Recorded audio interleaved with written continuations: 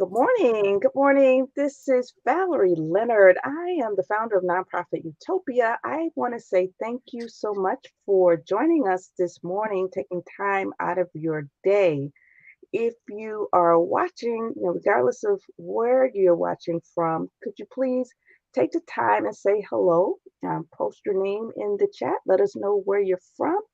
Today, we're going to be talking about how to create a nonprofit code of ethics. If you've been following us for the past month or so, you know that we are focusing in the nonprofit utopia on ethics. Ethics is extremely important, but often overlooked until there's some crisis. And we're here to help you prevent crises over the month.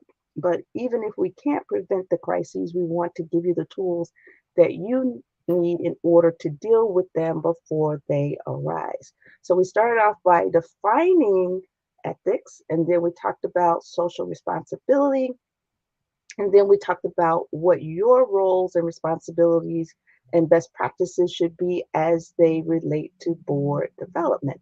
So today, again, we're going to talk about how to create a code of ethics so that you can be proactive and know what to do before it happens, so to speak. All right, so we're going to be talking about what a code of ethics is, the content you should include, and then how that code of ethics actually supports your other policies and procedures for governance as well as for day-to-day operations. Our guest today is Robin K. Butler. She is the founder and CEO of Catalyst Consulting Agency, LLC. And Robin is my coach and mentor at the John Maxwell team, and she is just awesome. So I'm going to let Robin come to you in her own way, give you a little bit of background about herself and how she works with folks, not only in nonprofit but for profit. And then we'll get into the meat of our discussion. So without further ado, Robin, let her rip. All right. Well, thank you so much. Welcome, everyone. And I'm so grateful for the opportunity to share this moment with you, Valerie Leonard. You're awesome and amazing. So, we've been journeying through a mastermind. So, I get to serve others, and we're people of value who add value to others. And so, I'm grateful that I've had that opportunity to do that with you, Valerie, through serving within the Maxwell Leadership Enterprise. And so, a little bit about myself. My background, I'll say I grew up in human resources and bring to the table over 25 years of experience in human resources. So, I did anything, the full gamut from A to Z when it comes to human resources. I would best describe myself. We used to say generalist, but now Mhm, we've kind of changed our terminology a little bit, and we mhm, use more terminology of business partner. And so mhm, from the entry level employee all the way to the C suite, I've been fortunate to do various things within human resources for the past 25 years. I'll say that my strengths lie in employee mhm, relations. And of course, there's the ethics bucket there and compliance. mhm, Um, Talent management, encompassing coaching and learning and development as well. I'm also an educator. I teach at two universities. I teach at Hampton University in the 5 year mhm. program. And I also teach for Franklin University. I teach HR courses there as well. So Awesome. I love education. I love speaking and teaching. And ultimately, I would say that I want to see people win. It doesn't matter where they are in life. And, I've kind of coined helping people go from being sufficient to significant is what I would say. Mhm. Kind of sums me up if we package it and just put a bow on it, Valerie. So thank you again for the invitation. I'm excited to be here today. Yes, yes. And your ethical bearing definitely comes through in everything that you do. It's not just something that you say. It's your life. And I can feel your energy and you're being an HR professional in addition to a very um, ethical person. Mhm. And, that's what made me want to reach out to you. Oh, So the thanks. knowledge knowledge and your heart. So when we speak of ethics, different people think of ethics different ways. And I just want to make sure that we're all on the same page for our discussion today. Mhm. So, how are you defining ethics when you deal with your clients? Hmm. So I would say ethics, Valerie, are the moral principles that cause us to govern ourselves accordingly. That is what ethics are. Um, Doing the right thing when no one else is looking. And I would say pretty much, that's what we think about. And I want to say starting with ourselves first and not Mhm, just it within our business or our nonprofits or whatever. It's us. It's our moral compass, our moral guide is what I would mhm. say about ethics. Right. And, you bring a very good point up. We look at our companies, right? Mhm, And we think of the culture of a company, but really the culture of a company is really the embodiment of the characteristics and core values of the people who are leading it. It doesn't matter what we put on paper. I've precisely. learned the hard way. We have these flowery things that we put on paper, but Mhm. our behavior really does define the culture of the organization. So I guess with that, my question to you is, why is it important that we have a code of ethics? We're so busy, I think, putting our policies and procedures, Mhm. for strategic planning, for our programs, and all of that stuff. But I think, especially with our newer organizations, one of the things we miss out on is the code of ethics. Mhm. Mhm. So I think, Valerie, it is important so everyone is on the same page. So let's just start there. Hmm. I often speak with business owners. I participate in an HR boot camp with business owners, and it's like, well, what do you need to know? Your code of conducts. When we think of ethics, what do you stand for? How do you want people to govern themselves? What will you stand for? What won't you allow within your organization? And so I'll start there with it's important to have some form of guidelines. Hmm. If we're saying, okay, our ethics are, we're going to be a transparent organization, how does that come alive in the culture? So I think that it is simply, how we conduct business. Um, I'll tell a little story. We had an ethics hotline Hmm. at one organization. And pretty much the gist of it, when we think of ethics in business, ethics in nonprofit, it's really those things that are fraud, waste, and abuse. Because we'd have Mm. people to call, and it was because they may not have liked something that Valerie said. That's not ethics. And so I want to make sure that that's clear. Usually, when we're thinking about ethics, there is some type of behavior. It could be something minor all the way up to something egregious. And that's Mhm, what we wanna address when we're thinking ethical. True ethics is more so about fraud, waste, and abuse. And of course, that's applicable in your world of nonprofit and also just generally in business. But it mhm. is important because my mother used to say this, if uh, don't stand for something, you'll stand for anything. And so Yeah, that's why I will say simply put, that's why ethics are important. yes. Yes, yes, yes. And tomorrow we're going to be talking about what happens when ethics just go awry and you get to a Mhm, point where there's crisis management in terms of mhm. communication. But, crisis management really goes beyond just communicating, but it just so happens we're going to have a professional in communications tomorrow. Sure. But Awesome. yeah, I don't know, it's been my experience running organizations and participating in organizations is very, very, very hard, to say the least, to legislate good behavior. What are Mhm. some of the ways that we can enforce our code of ethics internally? So I would say that it would start with your human resources partner and your leadership. Okay. Mhm, Alignment is so important. And if we're out of alignment, then it's not going to work. We've heard the terminology practice what you preach, right? And so it Mhm. is important for your human resources leadership as well as your C suite. If you're in a nonprofit, the board of directors, um, they model ethics. Okay. Mhm. It's not, as you said earlier, Valerie, just something on a piece of paper. We live it. Mhm. Okay.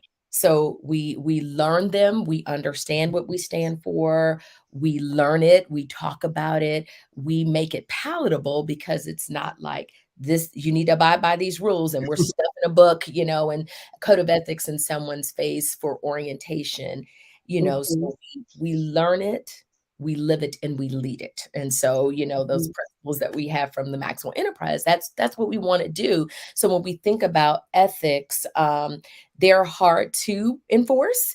They Mhm. are not, generally, the legislation is not there where they're legally binding, Mhm. if it is not criminal activity, right? And Mhm. so, but I would say the enforcement comes from not just, like I said, a in your face approach, more Mhm. so weaving it into the culture where it becomes a practice where Mhm. people do the right thing even when no one is looking. Okay, awesome. And speaking of weaving it into the culture, how do we actually operationalize these standards, right? We got this book where we have all these wonderful things. This is how we should behave, right? But you got a complex organization, and even if it's just two people in the Mhm. organization, how do you make sure that that code of ethics bleeds through everything that the organization does? I would say developing a some type of system of checks and balances, okay?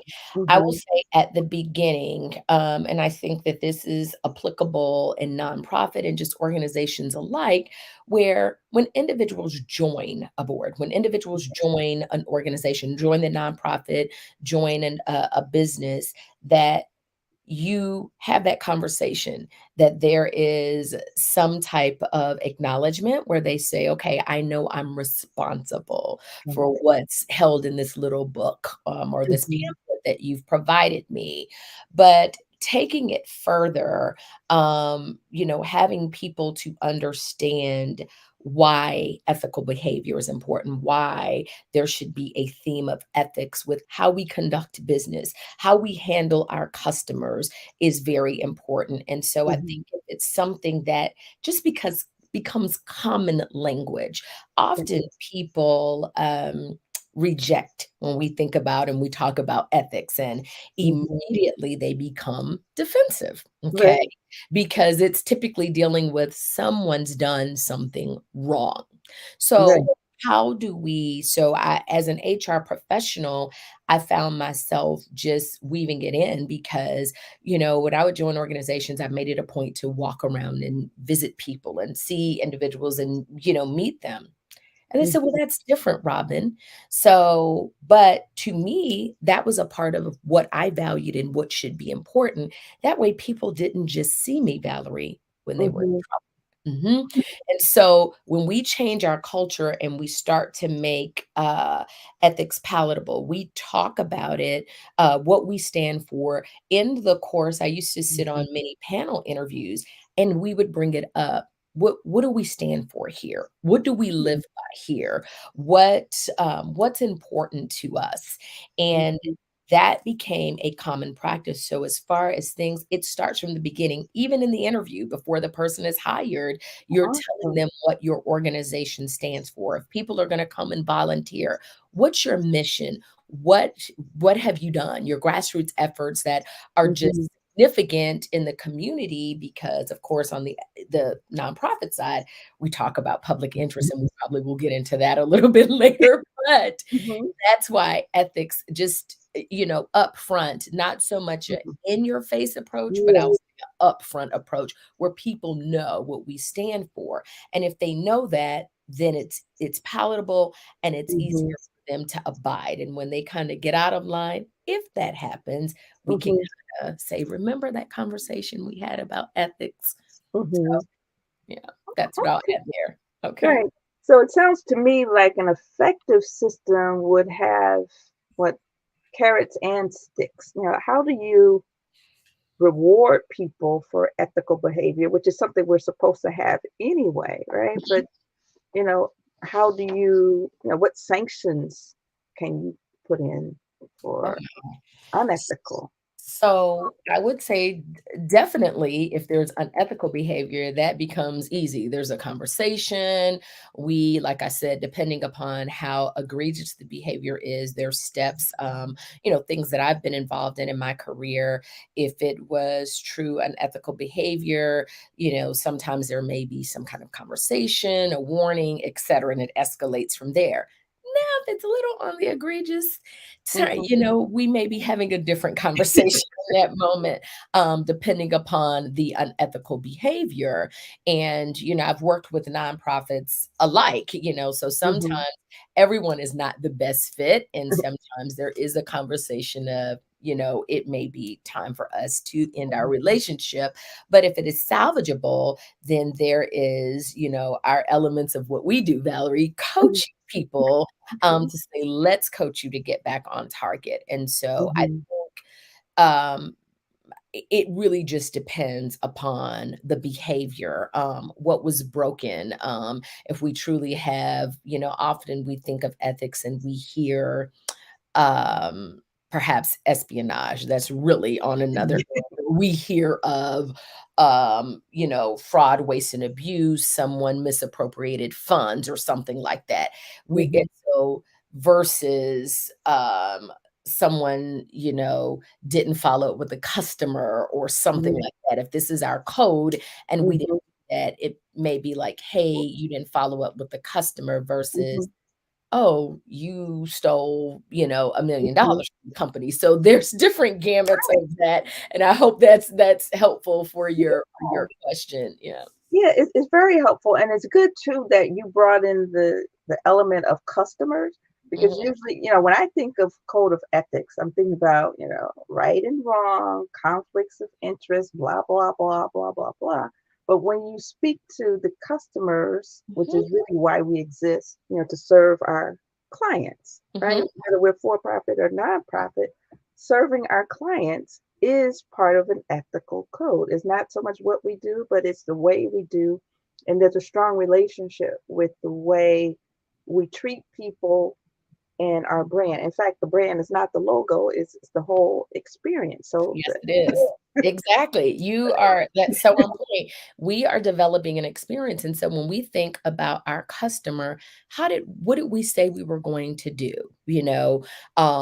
We learn about the golden rule, treating others how they wanna be treated, but then we start to implement and weave in what we've come to know as the platinum rule. No, you treat people how they want and how they desire, so we understand and we ask and we assess, you know, Valerie, how do you want me to treat you? And so I think if we, implement the golden rule, if we implement the platinum rule Mhm, within how we do business, even like I said, with customers and with clients, there are still rules to follow. And if you make a commitment that you've kept your word, we've heard mhm, your word is your bond, right? right. And so this is how we have an ethical stance and people see us and we used to hear so much, growing up. I reference my parents so often with the little nuggets of wisdom that they've given me over the years. And it's what's in a name, right? And if we Yes. think if you were to take the time, I'm sure you have already, Valerie, what does your name mean? Okay. What does my name mean? And then we think, about our last names, our surnames, and it's, where did you come from? And so my mother and father used to say, "Well, you're this," and my maiden name is Ellis, and you're an Ellis, and I'm just like, "Well, what does that mean?" But what they were saying is there was a standard Yes. of what should and should not be done. And, nothing crazy should be named among you because you're there was an expectation, and so it was almost like Yes. living up to that name. And so when we think about ethics in our organizations and our, we're living up to that name, the Mhm. commitment that we've said when we sign on and say, okay, I'll abide by these rules within your organization. What's in Mhm. that name? And so, as you mentioned, brand is so much more than a logo, but Mhm. it's the way that we conduct ourselves. It's the way we conduct business, Mhm. with our internal and external customers. And 'Cause it's that also how I treat you if I was working with you, Valerie, you know? right, right, right. What's that saying? I don't know who said it, but I guess Maya Angelou gets credited with it, but it's not so much, you know, people remembering what you say, they remember how you made them feel. And So just true. That is so true. So yeah. true. So when you talk about, the internal team that's involved, you talk about, the customer, so the internal customers, external customers, and I guess one way to look at this is stakeholders, who really cares about what we do, who's impacted, Mhm. who needs to be at the table when we develop these codes of ethics? Hmm. So, as you're aware, stakeholders include our internal and external customers. And so, getting a sense of community. So, when we think of nonprofit, often we think of public interest and how that's going to play out in the community. So, if you Mhm. have faithful supporters and they've been supporting your mission, your cause, your vision, then perhaps you have some stakeholder involvement. And when our ear is to the ground, then we kind of understand, do more of that, do less of that, right? Mhm. Both sides of the coin. So the board definitely has a huge role. If they don't have an HR practitioner, advisor, or something, I would suggest that. Mhm. That way, things are common across the board because often with nonprofit, we consider our volunteers. And a lot of times our volunteers are those, who are, who are in that public interest. And so it's important for them to know how we govern ourselves and how they should govern themselves. And so I would say it would be a mix of the board, stakeholders, and you may have an attorney, not a requirement, but you may have Mhm. an attorney also serving, who a lot of times with a nonprofit may be willing to pay it forward for you to look over what you've developed. And so you pretty much are just trying to get the buy-in Mhm. with your nonprofit, making the most ethical choices and governing. And so if there are funds involved, I work with a few nonprofits, one in particular, it's they're providing emergency family services. And so food, shelter, things like that, right? Helping, to pay for bills or whatever. Well, if those funds are misappropriated, you want to be able to say, okay, no, we didn't do that with those funds. If we're doing a fundraiser, when you think Mhm. about ethics, well, did we do right with the resources? Were we good stewards? I'll use that Yeah, terminology. right. Were we good stewards over what the public has provided? And so these are elements that I think your stakeholders, your board, if you have, Mhm. a volunteer attorney or volunteer HR professional on your board, where they can speak to those things to make sure, again, Mhm. is aligned. Okay. And as you speak, I'm just thinking, so we've got our ethics policies, but you just spoke about fundraising, right? So, and there are ethics that are affiliated with fundraising, and we'll be doing a tape on that as well. Mhm. So it seems to me that whatever your ethical policies and procedures are, they need to also touch all these other operational impacts, not necessarily being redundant, but there needs to be some coordination, it sounds to Mhm. me. Yes, most definitely. So, um, if if our code of ethics is aligned, then we understand, okay, this is the way that we're conducting ourselves. It doesn't matter what line of business and what element, so ethics, if you write a policy that, all volunteers need to do X, right? Mhm. Um, and then if you have a policy in place of how funds will be handled, if it is non-cash donations, how will those be handled and processed? Um, Mhm. fundraising, being upfront. These funds are designated for X, right? Mhm. And so you can't go back and just say, okay, we're going to give all this money to, we're saying that we're using these resources to purchase food, but then you've taken off. And so if someone does an audit, they're like, well, no, that's not what you said. And so it's important that what we say is what we do. Mhm. And you know, when we're thinking about that, and so fundraising is one of those things that come to mind because sometimes things can get a little hairy. So Yeah. we want to make sure that we always stay above board. Yes, yes, yes. So, we talked, you know, last week at length about the board's roles and responsibilities Mhm, in terms of, what their best practices are. So, mhm. what are some of the things that boards can do to make sure that we have strong ethics policies in place? And what does that look like, I guess, in terms of operationalizing them and enforcing the ethics rules? So, I once worked for an organization where the CEO took her best practices and kinda like her philosophy about life because they were to heart and they were essential. So when she started talking about a code of ethics and then, we used to call them the ethos, Hmm. right? And so Oh. it's what we stand for, and so everyone knows it. We simplify it where we can say, "We stand for it's this, and it's that," right? Hmm. And if people know, then the board talks about them. It was a standard that we began every meeting, Valerie, every Right. meeting in that organization. What are our ethos?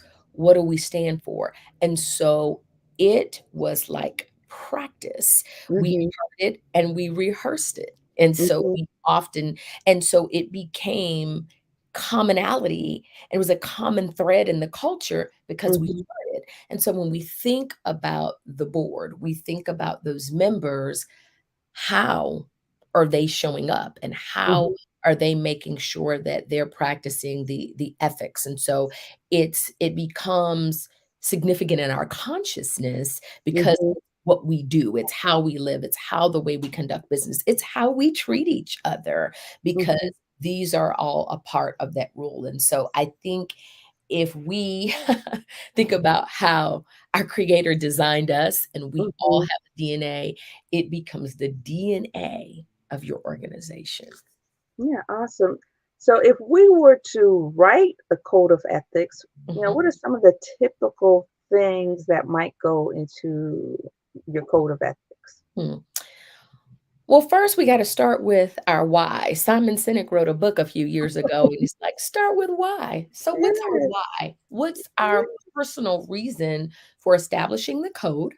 And then Mm-hmm. after we establish what the reason is, we want to weave in, Valerie, our mission, our vision. We want to make a list of our traits. We want to consider our relationships. Who are our vendor partners? Who in the community supports us? Oh, well, we know XYZ company is going to come to our fundraiser. They're going to support our mission. So we want to have vendors, suppliers that are a part of that as well. We want to consider that a set of statements that we want to follow. These are things that we want to write down and then began to fashion the guidelines and put it all together.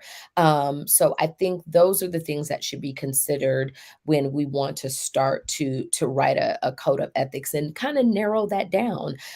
There's some language that will be probably a little bit more convoluted, but otherwise, when we're practicing and we're teaching the ethics, if we simplify it, then people kind of get it. I'll Mm-hmm. share this with you. With my experience in HR for over 25 years, it's like, well, where is HR, right? And Mm-hmm. often we think about, people think about, oh, well, HR is there just to hire and fire. No. Mhm. Okay. So I teach leaders, Valerie. I came up with this acronym and I like to play with words. And I said, well, you know what? We should always lead with heart. Well, what is heart? It is Mhm. honesty, it's equity, it's accountability, it's resiliency, Mhm. transparency.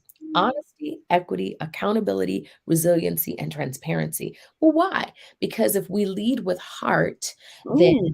that's easy for us to weave that in our ethics, and we're not disconnecting ourselves because who we are is who we Mm. how we show up is how we're gonna show up, and if we don't think so, let that mask come off, um, Mhm. Right, right. not so good day. So if it's a common practice and we're leading with heart, then it makes it easier for us to just weave in where people learn from the top down. It's not a matter of the bottom up with ethics, Mhm. it's top down because they must be modeled. Mhm. Oh, that's awesome. So, if you go through the process of writing the code or updating the code, what does that process look like? Mhm. So I would say, um, some things we come to an impasse and say something happens, right? And it's Mhm. like, we've never thought about that before. And, I'll say some things we have to rethink and we make edits, to our policies all the time and we Mhm. make revisions. And so there's, some things that, we'll continue to we tweak. Okay. Mhm. And so it's okay to tweak the policy. Then I use the word treasure because we're going to keep that, those elements are good. And then those things that no longer serve us, Valerie, we trash them. And so when we think about our ethics, there are things that we will tweak and make Mhm. edits to. There are things that we keep, we treasure, and then things that no longer serve us, it's time to take those out with the trash. And so when things are brought to our attention, we try to consider, okay, we didn't have this, and often I think this happens in nonprofits, at least a couple of the ones that I've had the privilege to work with and serve, Mhm. because one, I do a lot of HR advising, and Mhm. it comes up, it's like, oh, we've had a volunteer to do this, or we've never experienced this before. Okay, we may need to make a tweak Mhm. with the policy. I'll give you perfect example. Okay, we've been in a pandemic for 2 years. No one thought we were going to have to operate differently for over Right. 2 years now, right? Right. And people are like, "Well, when things go back to normal," I'm here to tell you, just in case you didn't catch it, I don't know if we're ever going back completely to what Right. we left, right? And so with that, we've had to tweak some policies. Some things were okay to stay in place, Valerie, and then other things Mhm. we've had to trash. So just with policies in general, so we wanna give ourselves that space for grace, I'll call it, when we need to modify things. Okay. So, as you were speaking, I thought of something else. These codes of ethics are, Mhm. like our strategic plans, they should not be developed to sit on the shelf. They're living documents that need to be referred to Yes. constantly Mhm. to see what works and what doesn't. So true. That is so Mhm. true. All righty. A very important part of the ethics policy, right, is making sure that there's compliance. What Mhm. what might that section look like? Oh my goodness.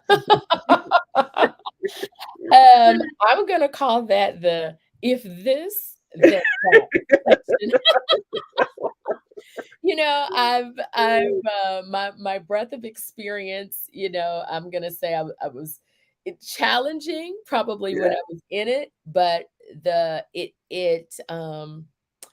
it made me who I am. Some of the Yeah. things that I've had to experience going through Yes. audits, investigations, Mhm. someone calls in on the ethics hotline and you're listening and so I've been there, right? And Mhm. so yeah, so they are living it's a living, breathing document, and so when we think about compliance, it like I said, it's the if this, then that, and we want to make sure that we stay in evaluation mode with things. Is this still Mhm. applicable for us? Because we want to have actionable interventions in place should Mhm. something happen. Mhm.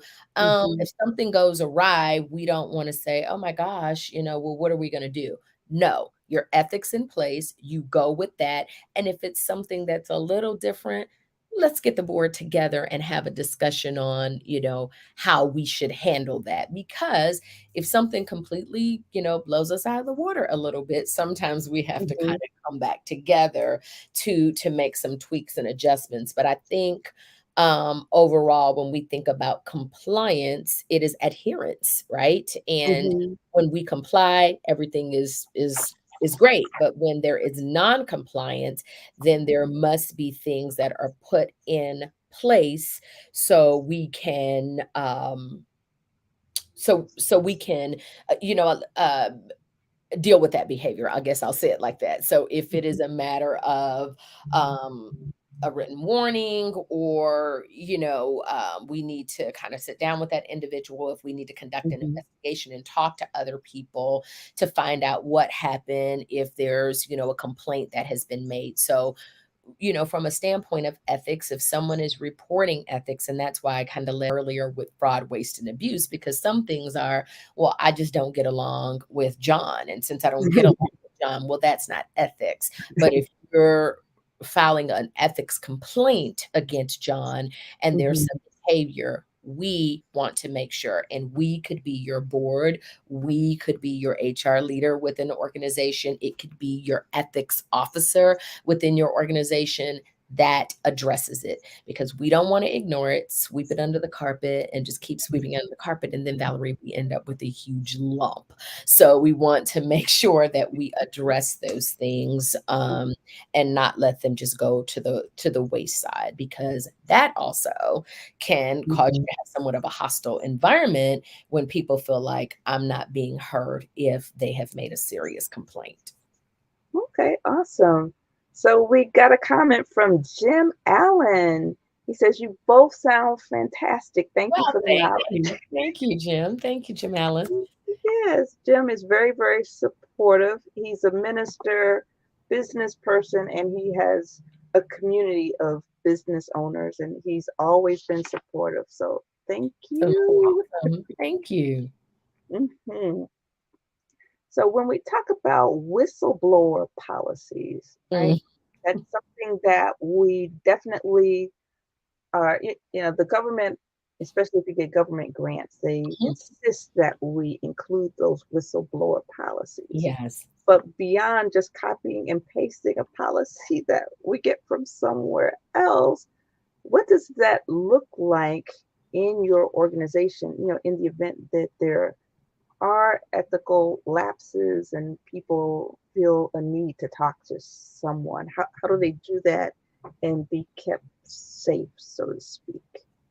So you want to have, in typical organizations where you have an HR department, because ethics is a part of the culture, we write things about a whistleblower policy. It's inclusive of the policy, no retaliation if bring something forward.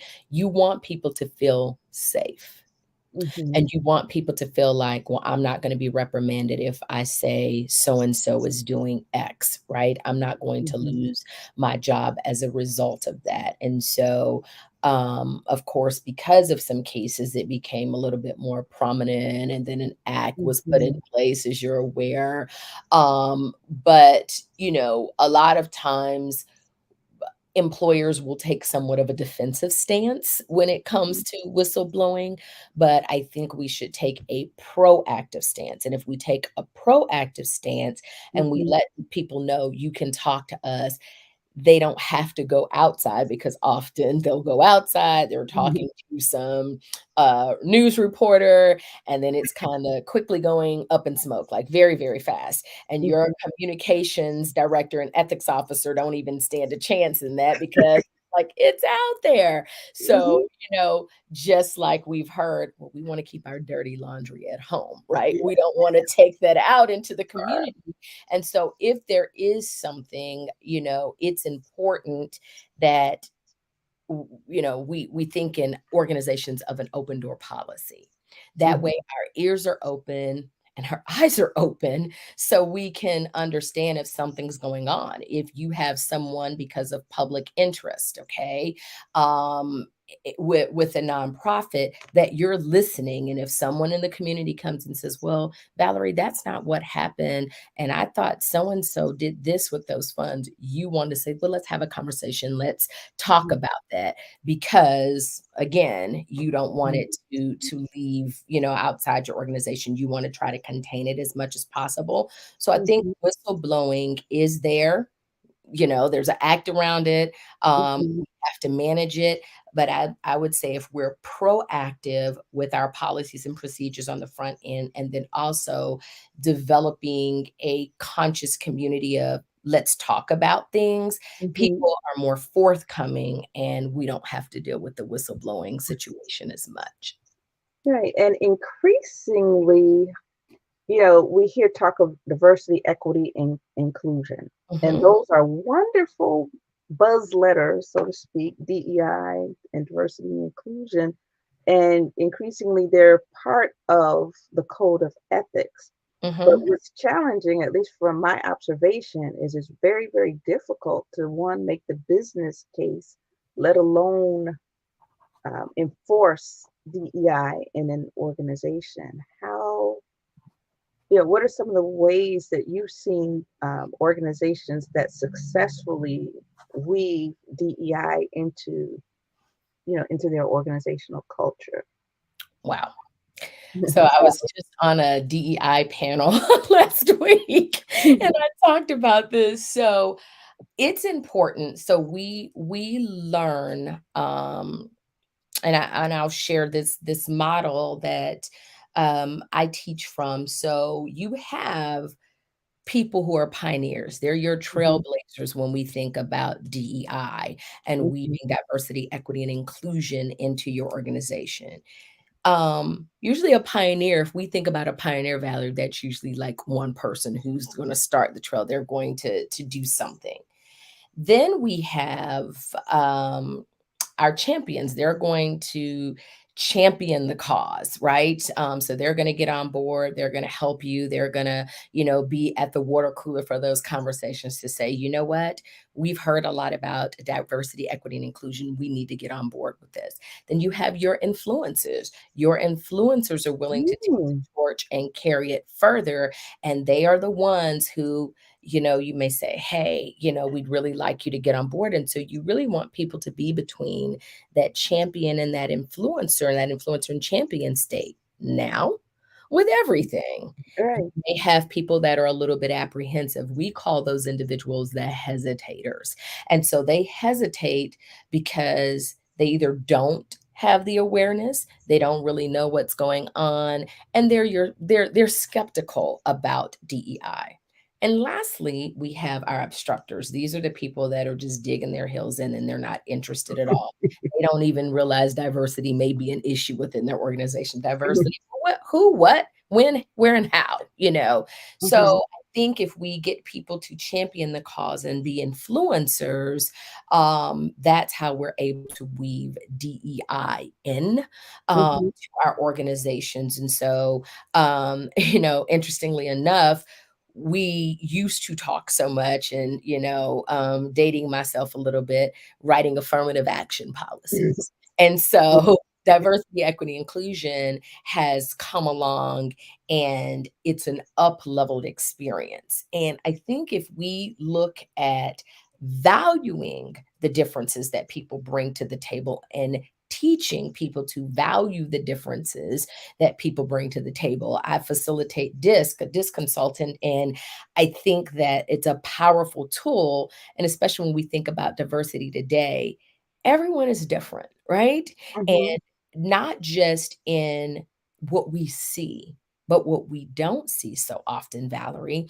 And, mhm, when we bring our piece of the puzzle to the table, we complete the puzzle instead of compete against yeah, things getting done. We want to complete and not compete as leaders.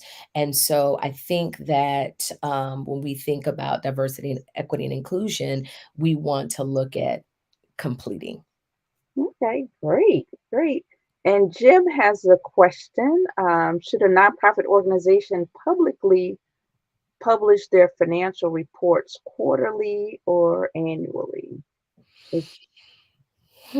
you have an opinion on that? And I know that nonprofit is not necessarily your specialty. Uh-huh.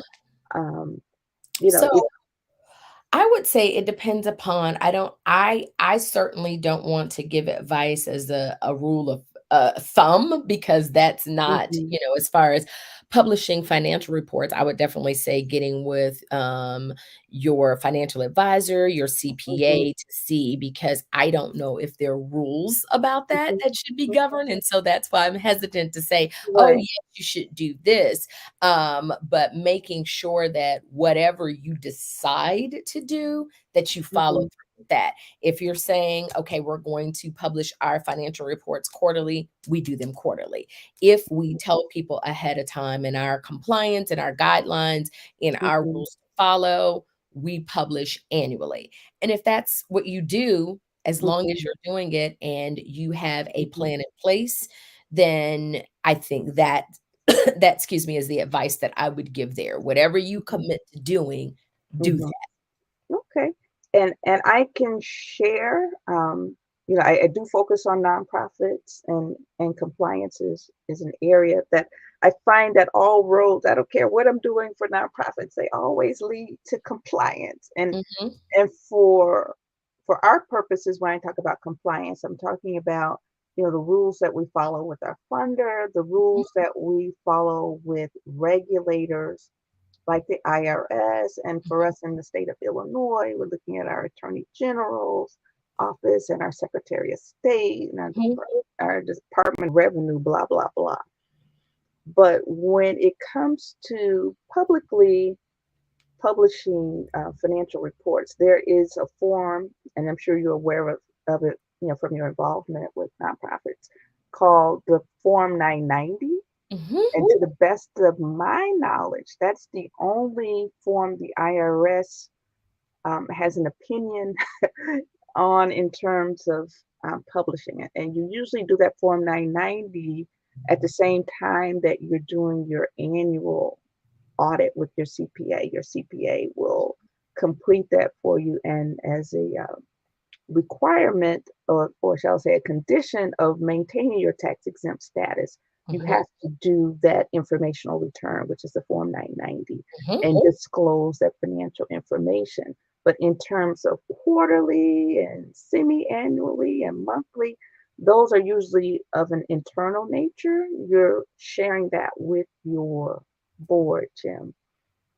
So it's not required that you do it publicly, but I will say this, if you want to raise the bar and increase your transparency, usually there's a direct relationship between how much information an organization is sharing and how much money they are able to raise, because the public becomes more aware, you become a known entity, blah blah blah. And if they know you, they like you, and even if you don't always have a 100% easy road, you still gain some goodwill.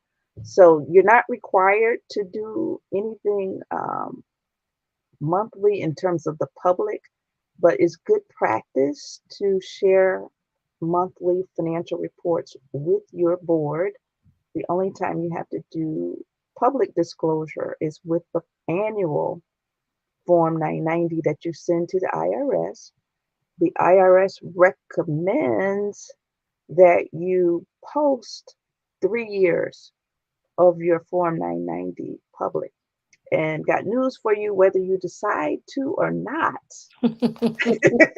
There are organizations out there that are going to publish your information. And mhm, 9 times out of 10, the public, including funders and government entities, are going to go to places like GuideStar and the IRS even before they talk to you. So mhm. I think it's at a minimum, you should make your finances available annually. If you want to raise the bar in terms of transparency, you can share, um, quarterly or monthly, but also know too, the more you put out there, even though it's good practice, the more questions you're going to get. So I Mhm. would treat any release of information to the public as if I were preparing to go to court. Be prepared, for any questions and only answer the question asked. The audit, yeah. That's Yes. it. All right. But thanks for asking that question, Jim. Thank you. Yeah, and then just in your experience, there's some organizations that are really good with these codes of ethics and influencing the, I mean, enforcing them. I'm sorry, and then there are others that are not so good. What Mhm. are some of the elements that make it possible to uh, successfully create and enforce your code of ethics? Hmm, I would say, um, what do you have in place for reporting? Okay. Ah, got it. And when, we think of, okay, well, how are we going to enforce the code? What are we doing? What do we have in place? Well, what do you have in place for reporting?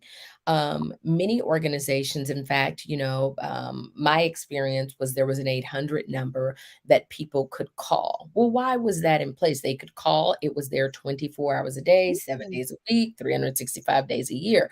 So if a person woke up and it just was a burning, on them and their and because the organization that I was a part of, I've been a part of organizations who had a footprint globally, right? Mhm, And so if they felt like, okay, this is really bothering me, I need to say something, they would call in, they would report that complaint on the ethics hotline. mhm, So when we think about ethics and how we handle ethics, you have a place where people can mm. feel they can go. No pressure, no stress, no struggle. You can call and say, hey, this is going on. Then at that Okay. point, Question for you. Is that an anonymous call or do they leave their names? it can be both. Okay. So they are told that if you want to share your name, you can. If you do not want to share your name, you don't have to. And so you basically take out, that's why I said no stress, no strain, no Got it. struggle, because individuals who feel like something is going on, they don't want to say anything. Mhm, I used to get anonymous letters under my door mhm, with ethics complaints. And then it would be my responsibility to do the research at basic. Is it fraud? Is it waste? Is it abuse? Or does it fall somewhere else? Right. Um, mhm, often, I wasn't experiencing egregious behavior, not that that it never happened, but often it could have been something that is more in the bucket of an employee relations issue. You do an investigation, you bring people in, and then you mhm, execute from there, coming up with your plan. But again, I said earlier, you don't want people to feel ignored, because if they feel mhm, ignored, that's when we start with the whistleblowing situation, right? mhm, And so my experience has been having something in place. If there's an anonymous address, but I say email, but often people don't want to email. Some will because they don't care if it's them. But mhm, a lot of times people are so afraid of retaliation, even though we really preach, oh, you will not be retaliated. Kind of like the model that had been developed quite some time ago, and we started to see it even, a lot of time with security. mhm. See something, say something. Yeah. Mhm. And so when we think about ethics, it's not just a matter of through our cybersecurity systems. It's not a matter of, when we think about security, it directly, correlates there Mhm, because, you see something unusual, you just pass by and you ignore it. So to me, you being the ethical team member, you're mhm. reporting it. You see something, you say something. And so I think Yeah. ethics goes. So even simply from a security standpoint, because many years ago, Valerie, we didn't deal with insider threats. Now we Right. do. And so, uh, so and so doesn't seem to be themselves. They're talking about this, and oh, they've been showing me pictures of guns. See something? Say something, because Yeah. you have an ethical responsibility. Mm. So I would just say that that invitation of a hotline or some type of uh how you're going to receive those complaints would be wise. And I would say that's so important, that people know Mhm. where to go, who they can talk to make those necessary complaints. It's not their job Mhm. figure it out. That's our job. It's the board's job, of the nonprofit. Mhm. It's the HR leader to figure it out. It's the manager's job to figure that out. But if Mhm. there's a complaint and they are concerned about what they've seen, okay, Mhm. we want them to come forward. Okay. So it sounds to me like there may be a need in to develop, I guess, a handbook of resources that you can refer people to, because it sounds like in some cases you may even have to refer outside to like the Mhm, Department of Homeland Security mhm. and all of those, different agencies that we probably never thought about, back in the day. True. Because so much is happening, and that's a whole nother conversation in our world today. Yeah. But yeah, just with what has happened recently, and like I even said, we're not going back to the way there are things that happen and incidents that occur that cause us to put things in place. If we think back to 9/11. Yes. Oh, Yeah, yes. and where we were on that Right. day, if we Yes. think about how much our world changed. Yes. That was the day the world stopped being what it was. Yeah, And was that the same year as Enron too? It just seemed. I'm trying to remember. I think Enron, I thought, was a little bit after that, but not long Okay. after that if it wasn't. But yeah, Yeah. so Those. just think there are things like that, Valerie. Exactly. Oh my gosh. Those are the Yes. things that cause us to tweak, to treasure, and to Yeah. trash, things in our Right. ethics policy and with our code of ethics, because we didn't face those things before. But Right. now that we're facing them, it's like now, okay, what's our policy now we are in Microsoft Teams, we're on StreamYard, we're on Mhm. Zoom, we're doing, video conferencing. We You're weren't right. doing as much of that. But in the past 2 years, is there a code of ethics around how we conduct ourselves when Mhm. we're on camera and when we're in these meetings? We weren't thinking about that before, Right. because although the tools and resources were there in place, the usage was Yeah. not heavy. Now everybody's on doing family reunions on Zoom Right. on a Right. global level, because we couldn't go outside and play, but we still wanted to see our loved ones, and we kind of put some things in place. But so we think about, well, what's our policy and how have our practice changed ethically as a result? So I'm sorry, just a little thing. I Yeah. just thought about that, Yeah. platforms that have been introduced. And so yeah. Yeah, because as a result of Enron, I believe that's why we have the whistleblower Mhm. So true. policy. Yes. We Uh-huh. we That is. have the document retention policy. Mhm. There is we have governance as it relates to having a finance committee Mhm. and a separate audit committee. Mhm. And the nonprofit arena, even though we're not governed by this law, Sarbanes-Oxley that came about, Mhm. we self-regulate.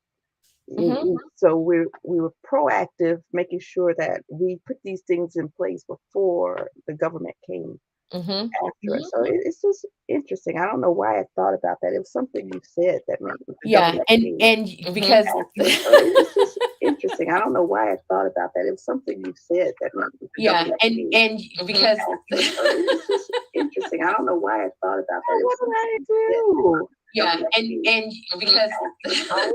I did something. All right. Okay, can you hear me now? I don't know what happened. It was like I was Yes. replaying. So it was the timing when I said about 9/11, and you're right because it happened. I looked it up. It was October 2001, so right around this Oh, okay. time.